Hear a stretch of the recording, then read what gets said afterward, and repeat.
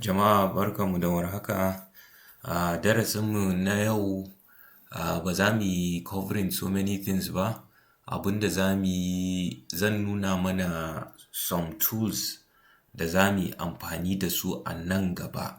Kuma wannan darasin zai zama shine darasi na ƙarshe na introduction to programming, kamar yadda probably za a yi noticing na canza system kamar yadda dama na ce zan switching zuwa Linux. Ba riga wannan ba Linux ɗin bane, amma dai subsequently darussukan gaba Linux ɗin zan fara amfani da shi, amma ba dole sai mutane sun yi using Linux ɗin ba. In fact, it will be very difficult mutane su switching to Linux ɗin. In fact, shi yasa a wannan darasin ne sticking to Windows, saboda zan nuna mana duka applications ɗin da ya kamata a ce muna da su akan Windows for ease of development na web development ɗin, da mutum yana so ya koyi web development ne. So far tools ɗin da na riga na nuna mana wanda aka yi downloading, ba zan manta ba, a ciki akwai Visual Studio Code, akwai ina ma downloading Visual Studio Code already a wannan gashi nan, da .NET Software Development Kit shi ma ina downloading din shi. Ina ganin na ce mana akwai mun yi using wani na manta sunan shi, wanda muka yi testing API na .NET API ɗinmu, web-based API. Ina jin wani kamar akwai Spaceman ne ko Postman, yawa Postman. So da Postman da mun yi installing Postman shi ma. So duka waɗannan tools ɗin, they are very very useful for development. Akwai a few, ina jin guda biyu da zan su ba dole bane actually, ba dole bane mutum ya installing ɗinsu, but I highly recommend mutum ya installing ɗinsu, saboda nan gaba kamar yadda na ce, wannan will be our last video na introduction. After next series of wannan darussuka da za mu yi, za su zama kamar intermediate level ne na programming. So we'll be dealing with probably lot of code da kuma lot of understanding na how wannan server side yake interfacing da client side. An gane, wato yanda na san a introductory part din na nuna mana, na ce wannan client side ne, wannan server side ne, but mun rubuta su dukansu in the same kusan kamar the same, ya zan ce, source code. So mutum in ba wai an zauna amma bayani ba, you won't really see the difference. Kuma how will you even know, wannan ne client side, wannan ne server side, kuma what is even the real meaning of wannan ne client side, wannan. So duka wa'innan abubuwan za mu yi kokari mu explaining din su a intermediate level din. So without further ado, maybe rage surutu da yawa, the next tool I would want you to get is wannan Docker desktop. So ni ma ban da shi a nan saboda sabon system ne, so I have to get it. Docker desktop, mu ce download, sai mu searching download Docker desktop download. Kai searching zaka ga wannan din. So it should be this. Kai clicking. So for shi Docker din, asalin amfanin shi, the reason why I recommend, ba dole bane actually, ba dole bane mutum ya using din shi, but the reason I'm recommending it, me ya faru kuma ko na losing internet connection. Ya hakuri dai, maybe perhaps ba za mu jira har sai ya gama downloading ba, zan yi pausing, zan dai nuna mana kawai yanda za mu yi downloading. In ya fara sai in pausing. The reason we need it is zai easing mana wahalan configurations da za mu yi idan muka zo za mu yi hosting. idan kun tuna duka web-based program ɗin da muka yi ta rubuta akan computer mu ne muka rubuta kuma muka yi hosting akan computer mu locally, an gane ba. Idan muka zo za mu yi kaman in kana real life on a real life scenario project, maybe za ka yi ma wani a ce wani team, wani football team, za ka yi musu something like that, ko za ka yi ma whatever wannan, za ka yi building ma website. Ba kawai locally, of course za ka yi building ɗin shi web page ɗin locally, development kenan, an gane, za ka yi developing ɗin shi, wannan kana development stage ne. But then in ka gama kai testing komi you are satisfied, it is fully yanda kake so, you will have to move it to production.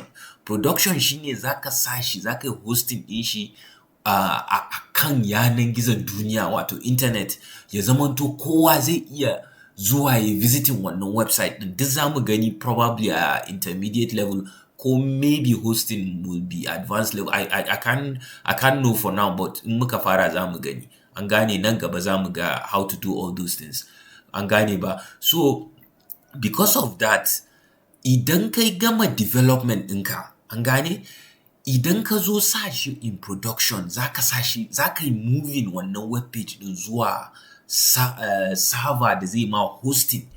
In most cases, abinda from experience, abinda mutane suka yi realizing is, za ka zo ka ga saboda configurations na computer ka ya bambanta da configurations na computer inda kake so kai hosting, sai ya zamanto some things might not work the way you expected them to work, an gane. So za a samu issues wajen, mostly saboda configuration ne, kuma saboda changes in environment. A nan kana development environment ne, which is computer ka. So in ka je hosting, za ka sa shi a production environment, which is another computer entirely. So za ka ga some issues da ka yi ba ka yi tunaninsu ba, an gane ba. So because of that, za ka ga it will take you a longer and maybe more difficult time kana debugging, ko kana neman menene causing wani abu baya yi, an gane. So to ease wannan process din, in fact the whole point na Docker kenan, shi Docker application din, reason din da developers din shi suka yi fito da shi aikin shi zai baka wani uniform platform ne wanda za ka yi building ɗinka, za ka yi development stage ɗinka a cikin shi, containers ne, zai yi ma containing, zai baka kaman container inda za ka yi development ɗinka. Then in ka zo production, because it's the same Docker, akan shi ma wancan production server ɗin inda za ka yi hosting, shi ma sai ka sa mishi Docker ɗin, an gane, sai ka sa shi a container. Now because you are using the same Docker container a both development machine ɗinka da hosting machine ɗinka, it becomes very very easy. Za ka ga in most cases kawai the same thing da kai gani during development stage ɗinka, the same thing haka za ka gan shi a production stage, an gane ba. On a very very rare case, za ka ga maybe you might need to change one or two configurations, but the general consensus remains that ba za ka yi so many changes ba. I don't know if this makes sense, but maybe nan gaba za mu ga yanayin shi. So duk wannan surutun da nake, bari nuna mana inda za mu yi downloading Docker. So za ka zo nan ka ce download Docker, kana highlighting, za ga kaga for different versions. So for Windows AMD 64 ARR, I think you should go for na AMD 64 din nan ne. So wannan ne, that is idan depending on of course I can't think of any make na computer da suke using ARM. Mostly perhaps maybe tablets ne yawanci suke using ARM processor nan. I expected to see Intel/AMD a nan, because AMD ma is a different type of processor, but I believe tunda ban ga Intel a nan ba, it should be together a nan wurin. So shi za ka yi ɗauka ka yi clicking, zai fara maka downloading. So already kun ga Docker ya fara downloading. Wayannan biyun .NET Software Development Kit ne da kuma Visual Studio Code ba riga na installing a wannan sabon system din ba, so ina downloading din su. Kuma I'm just doing it because of nuna muku how to set everything up, an gane ba?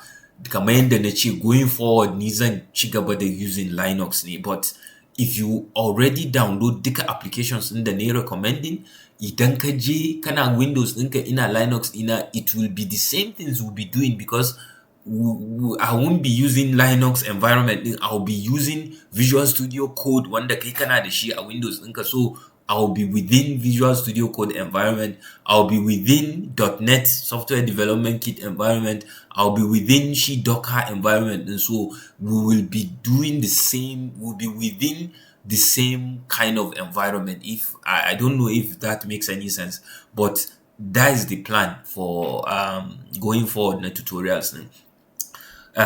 Finally, banda Docker, akwai one last application I would like us to download. Sunan shi DBeaver. Shi kuma will use it for accessing database. Zan mana bayanin shi later. I will explain amfanin shi da why we need it later, but for now I will just start the download tunda bani da shi. Kun gan shi da za ku gan shi da wani icon kaman Beaver. Okay, community version, you can see akwai versions guda biyu, akwai the Beaver Pro version, akwai the Beaver Community. So try and download, make sure community version in ne, kuma latest release is 25.3.2. So shi za ka yi downloading. I think I should pause video na anan to make sure it's not getting too long. Me yake faruwa kuma internet ne is poor, especially da rana. So I will just try and refresh. So na nuna muku inda za ku yi. Okay, so let's go here. In ya bude za ka zaɓi na Windows installer ne, shi DBeaver. I just hope suna da okay, suna da na Linux, dan ban ma gwada ba. So a Linux ina I'll probably get one of those. So za ku yi mu gani installer ko zip. I downloading zipped version din kawai. The reason I prefer zip din is at least in ka riga kai downloading din shi, you have a copy. An gane ba? So in kana so kai installing a wani computer, you can still ɗauko shi wannan zipped version din kai extracting kai installing. So let's download the Windows zipped version. So these are the applications I think for now I can think of. If there's anyone da ne tunanin will need later on a cikin tutorials din, zan mana bayani. Then another thing probably I would have preferred in nuna mana how to set up everything. Yeah, I think still in this tutorial. So zan yi pausing video in suka gama downloading dukansu.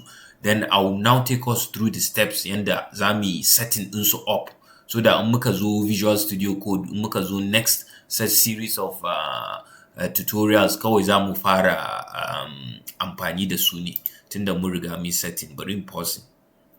Na pause din ma yake ne. Ko bana so in stop. I can't find pause, so na manta yanda ake pausing abin nan. Na ji sai na je na yi setting me yake da suna shi. Kudan bani some time. Let me see if I can find. Bana so in stopping ish. In stopping, I'll have to join the two videos, which I don't want. Na tools, na edit, advanced. No. Okay, settings. Gani keyboard. Okay, hotkeys. Start recording, stop recording, pause recording. Yawa, bari in sa key ana in ce P ko Control P perhaps. Control P, yawa. So in using Control P, it should pause. On pause ba, in sa Control P shi ma. So na ƙara Control P zai yi on pausing. Okay, so I think I can Control P now. So then pausing. No, be pausing. Kaman bai yi ba, it's still recording. Kai. Oh, ko ba za mu iya using the same key for two different wannan ba. So mu ce Control control S. Control S for on pause. So control P pause, control S on pause. Bari mu gani, control P. Still recording. Ban san yadda zan yi, perhaps maybe dole in stopping daga baya na yi joining, a yi haƙuri.